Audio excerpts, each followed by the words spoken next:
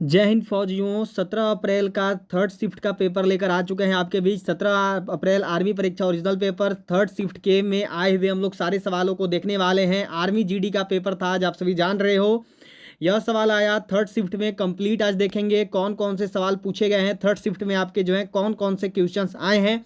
तो चलिए शुरू करेंगे क्लास को, सेशन को। इससे पहले देखो आपका जो है शिफ्ट 1 का एंड आपका शिफ्ट 2 का लगातार शिफ्ट 1 और शिफ्ट 2 के क्वेश्चंस आपको बनवा दिए गए हैं।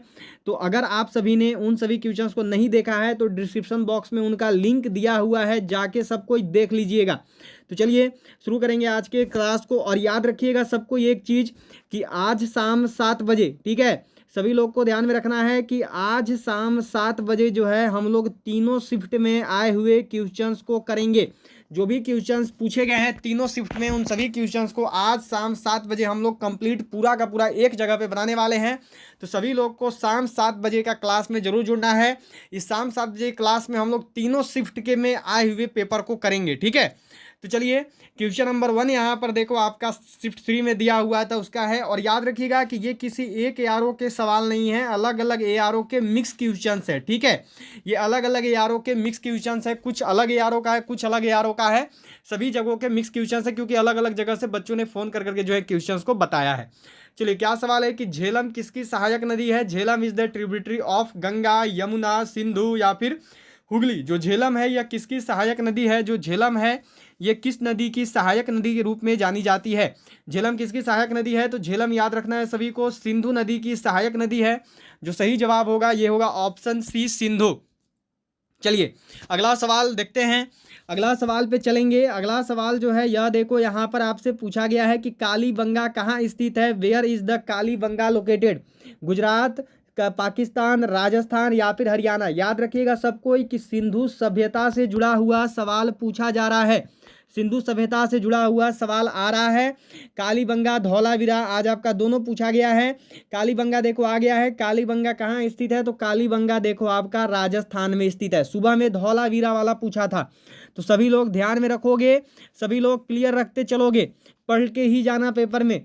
चलो जी अगला सवाल यहाँ पर देखो क्या पूछा गया था आपसे। नेक्स्ट क्वेश्चन जो है आपसे पूछा गया है कि नीति आयोग का सीईओ कौन है। Who is the CEO of NITI Aayog.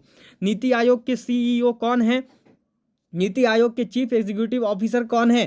तो नीति आयोग के जो सीईओ है वो है देखो BR सुब्रमण्यम, ठीक है, नोट कर लेंगे सबको। BR सुब्रमण्यम जो है देखो नीति आयोग के सीईओ हैं। नीति आयोग के सीईओ के रूप में BR सुब्रमण्यम को जाना जाता है। चलिए अगला सवाल यहाँ पे देखो आपको क्या दिया गया है। नेक्स्ट क्वेश्चन मिला है कि उच्चतम न्यायालय के न्यायाधीशों की नियुक्ति कौन करता है। हु अपॉइंट्स द जजेस ऑफ सुप्रीम कोर्ट। राष्ट्रपति, प्रधानमंत्री, उपराष्ट्रपति या फिर राज्यपाल। उच्चतम न्यायालय के न्यायाधीशों की नियुक्ति किसके द्वारा होती है। उच्चतम न्यायालय के न्यायाधीश जो है किसकी नियुक्ति, उच्चतम न्यायालय के न्यायाधीशों की नियुक्ति कौन करता है। चलो जल्दी से करोगे और सबको बताओगे। तो उच्चतम न्यायालय के न्यायाधीश देखो राष्ट्रपति के द्वारा कराए जाते हैं। इनकी नियुक्ति कौन करते हैं, तो इनकी नियुक्ति देखो राष्ट्रपति करवाते हैं। और राष्ट्रपति याद रखना राज्यपाल का भी नियुक्ति करता है, उसके साथ साथ उपराष्ट्रपति की भी नियुक्ति यही करते हैं और प्रधानमंत्री की भी नियुक्ति यही करते हैं। तो सब लोग को क्लियर रखनी है। चलिए अगला सवाल देखेंगे। अगला सवाल यहाँ पे देखो क्या पूछा गया आपसे। आवाज कहाँ से उत्पन्न होती है। Where does the sound come from, ये पूछा गया था। तो आवाज मनुष्य के आवाज पूछा था, तो मनुष्य का आवाज देखो कंठ से उत्पन्न होता है। कंठ ऑप्शन में दिया गया था, ठीक है, गला भी दे सकता है लेकिन ऑप्शन में कंठ था। तो आवाज कहाँ से उत्पन्न होती है, इंसान में या फिर किसी भी जीवित चीज में, तो कंठ से होती है, ठीक है। चलिए अगला सवाल देखेंगे। अगला सवाल पूछा गया है देखो कि 2023 में सबसे तेज 25,000 रन बनाने वाला खिलाड़ी कौन है। Who is the fastest player to score 25,000 runs in 2023। 2023 में सबसे तेज 25,000 रन बनाने वाला खिलाड़ी कौन है। 2023 में सबसे तेज 25,000 रन किस खिलाड़ी के द्वारा बनाया गया, तो वो खिलाड़ी है देखो आपका विराट कोहली, ठीक है। इन्होंने ये 2023 में आंकड़ा छुआ है, 2023 आने में, ठीक है, आते ही। चलिए विराट कोहली हो जाएंगे। अगला सवाल देखो यहाँ पर क्या पूछा गया आपसे। अगला सवाल पूछा गया है अंतिम मुगल शासक कौन था।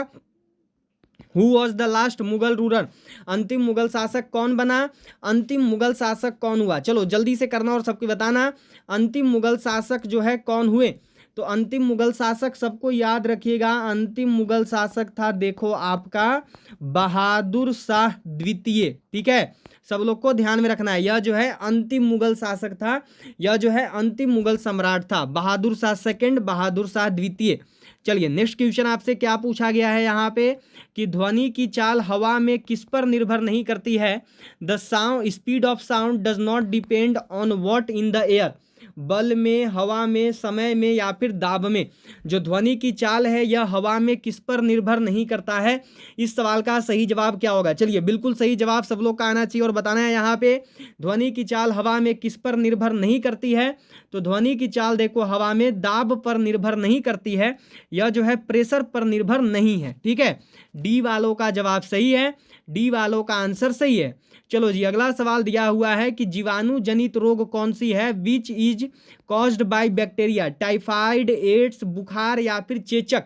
जीवाणु के द्वारा होने वाली रोग कौन सी है, जीवाणुओं के द्वारा कौन सी रोग होती है। याद रखिएगा कि मानव रोग वाला टॉपिक आ रहा है और मानव रोग वाले टॉपिक को इंडियन आर्मी पूछ रही है, तो सभी लोग इस टॉपिक को पढ़ लीजिएगा। जो रोग जीवाणु से, विषाणु से होते हैं, सेकेंड शिफ्ट थर्ड शिफ्ट दोनों में भी सवाल आया है, तो याद रखिएगा सभी लोग को पढ़ के जाना है। जीवाणु, विषाणु, प्रोटोजोआ, पानी, ये सब के कारण होने वाले रोगों को।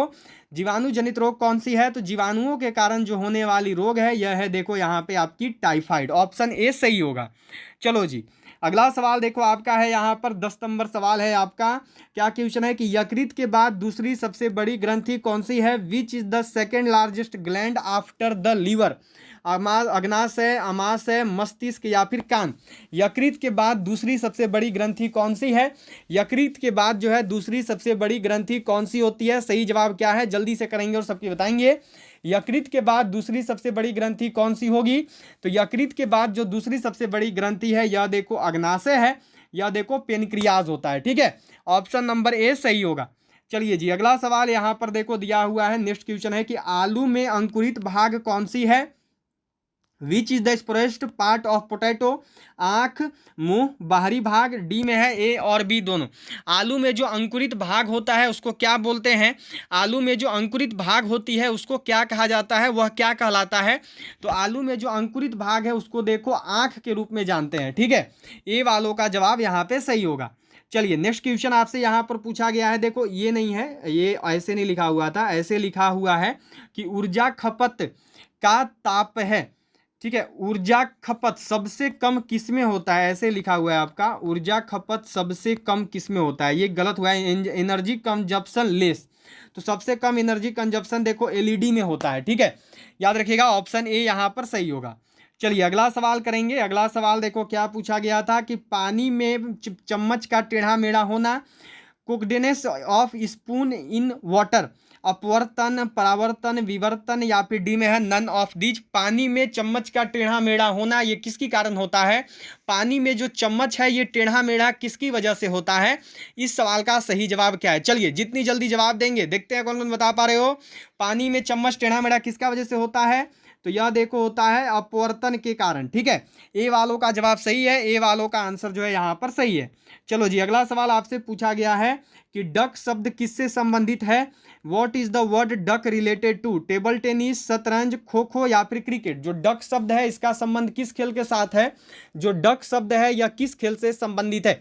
सही आंसर क्या होगा, डक शब्द किस खेल से संबंध रखता है, तो जो डक शब्द है यह देखो आपका संबंधित है क्रिकेट से। सही जवाब है आपका ऑप्शन डी। चलिए नेक्स्ट क्वेश्चन करेंगे। 16 नंबर सवाल 15 नंबर सवाल आपके सामने है कि सबसे हल्की धातु कौन सी है, which is the lightest metal. पढ़ाया हुआ सवाल है, पहले भी आपको बहुत बार मैंने पढ़ाया है, जल्दी से करो अगर बताओगे। सबसे हल्की धातु कौन सी है, तो सबसे हल्की धातु जो है ये है देखो आपका निम्न में से लिथियम। सही जवाब होगा ऑप्शन ए लिथियम। चलिए अगला सवाल देखेंगे। अगला सवाल देखो पूछा है कि सर्वग्राही रक्त समूह कौन सा है, which is the omnibus blood group. सर्वग्राही रक्त समूह कौन सा है जो कि सभी से खून ले सकता है, सर्वग्राही रक्त समूह कौन सा होता है। इस सवाल का सही जवाब क्या होगा, चलिए जल्दी से करेंगे और बताएंगे। तो जो सर्वग्राही रक्त समूह है ये है देखो आपका ए बी पॉजिटिव। सही आंसर है ऑप्शन ए बी पॉजिटिव। चलिए नेक्स्ट क्वेश्चन करेंगे। अगला सवाल देखो आपका दिया हुआ है कि स्वर्ण मंदिर कहाँ स्थित है।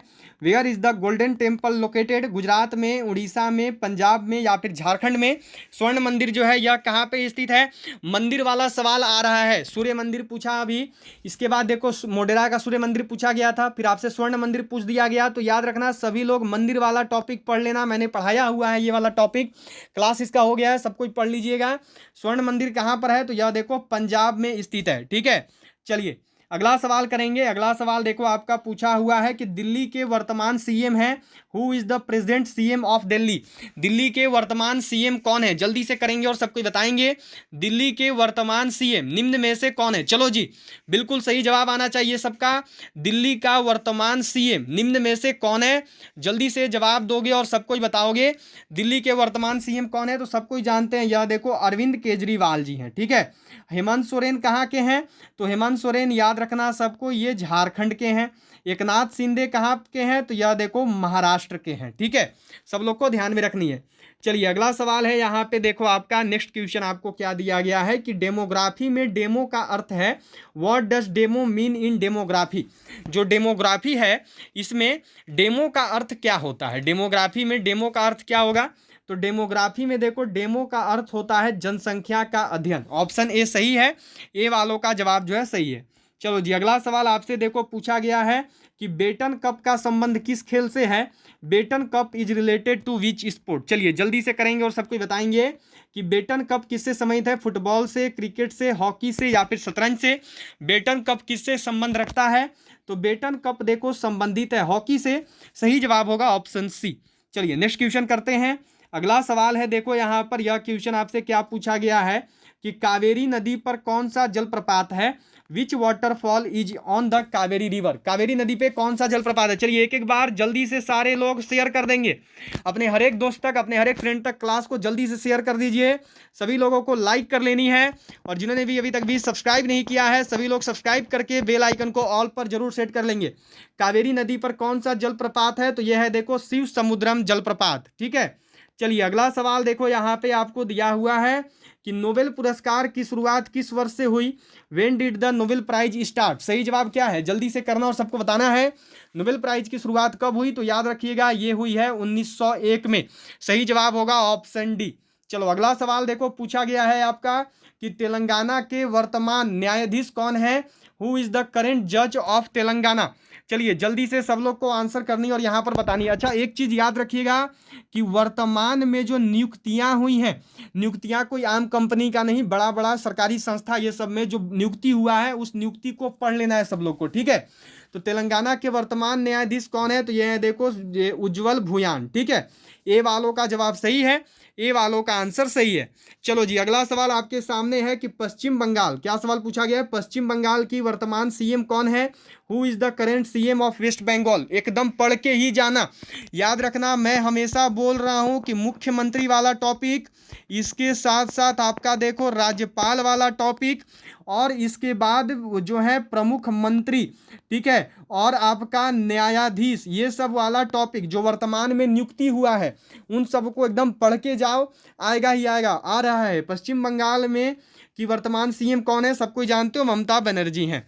चलो जी अगला सवाल 25 नंबर सवाल है यहाँ पर कि भारत की सबसे लंबी नदी कौन सी है, तो ये सबको मालूम है गंगा है। ठीक है, चलिए तो आज आपका 25 सवाल था, थर्ड शिफ्ट वाला अभी जो बच्चों ने बताया था, जो कि आपको बनवा दिया गया है। सभी लोग जरूर बताइएगा कि 25 में से जो है आप लोगों ने कितने सवालों को सही किया। जाते जाते सभी लोग लाइक कर दीजिए, शेयर कर दीजिए और जिनने भी अभी तक भी सब्सक्राइब नहीं किया है सभी सब्सक्राइब करके बेल आइकन को ऑल पर जरूर सेट कर लेंगे। और याद रखिएगा कि आज शाम 7 बजे हम लोग शिफ्ट 1 का, शिफ्ट 2 का एंड शिफ्ट 3 का, तीनों शिफ्ट 1, 2 और 3 तीनों शिफ्ट का क्वेश्चन करेंगे। तो सभी लोगों को आज शाम 7 बजे क्लास में जरूर जुड़ना है। तो चलिए सभी लोग शाम 7 बजे जरूर जुड़िएगा।